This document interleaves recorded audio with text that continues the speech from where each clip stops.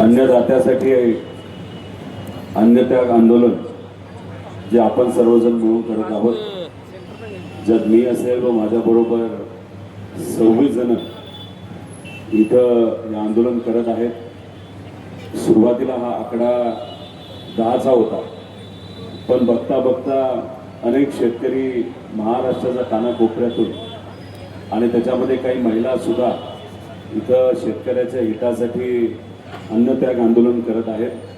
मी त्यांच्या मनापासून सर्व शेतकऱ्यांच्या वतीने या ठिकाणी आभार व्यक्त करतो।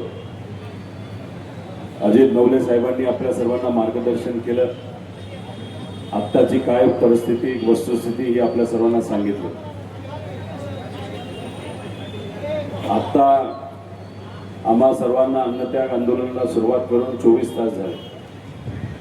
त्या 24 तासामध्ये काल दोनदा कृषी मंत्री साहेबांबरोबर बोललो, त्याच्याबरोबर सहकार मंत्र्यांशी पण बोलणं झालं। आज अजूनपर्यंत सरकारकडनं कुठलाही निरोप त्या ठिकाणी आलेला नाही। तो कधी येईल काय येईल हे नंतरच तिथं आपल्याला कळेल, पण काही बातम्या आणि काही स्टेटमेंट जे काही मोठे नेते टीव्हीवर करत आहेत ते काही प्रमाणात मी बघितलं। याच्यामध्ये मुख्यमंत्री साहेबांनी एक स्टेटमेंट केलं। सुरुवातीला ते म्हणत होते की या पुण्यश्लोक अहिल्यादेवी होळकरांच्या नावाच्या कर्जमाफी योजनेमध्ये कुठेही अट-तट आम्ही टाकलेली नाही, हे त्यांचं पहिलं स्टेटमेंट। नंतर ते म्हणतात 99% शेतकऱ्यांना या योजनेचा फायदा होईल। म्हणजे सुरुवातीला कुठली अट शर्त नाही असं त्यांनी सांगितलं, नंतर म्हणतात 99% शेतकऱ्यांना फायदा होईल। काल ते म्हणाले 40 लाख शेतकऱ्यांना बिना अट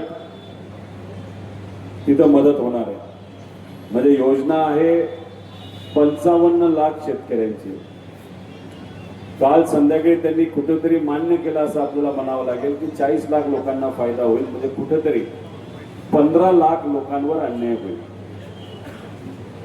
आता हे स्टेटमेंट त्यांनी जे दिलं सुरुवातीचं की कोणालाच काही फरक पडणार नाही, सगळ्यांना त्याचा फायदा होईल, आणि हळूहळू बघता मुख्यमंत्री साहेबांनी सुद्धा मान्य केलं की हा जो काही ड्राफ्टचा मसुदा आहे, नाही तर जे काही GR बनवला आहे त्याच्यामध्ये